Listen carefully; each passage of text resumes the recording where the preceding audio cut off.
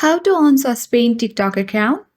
Hi everyone, welcome back to our channel. In this video, I will show you the quick way to unsuspend TikTok account.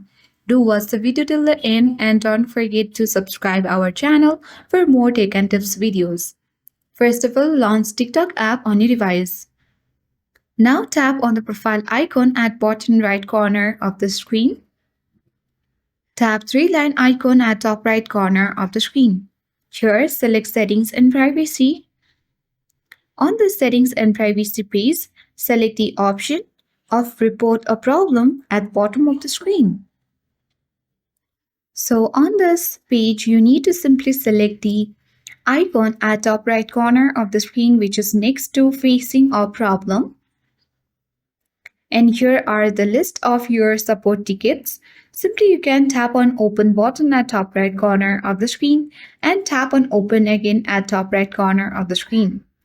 If it is not happening, you can tap on Reply at bottom of the screen in order to report a problem. So here is your support ticket where you can easily tell the feedback to TikTok, as this is the TikTok customer service.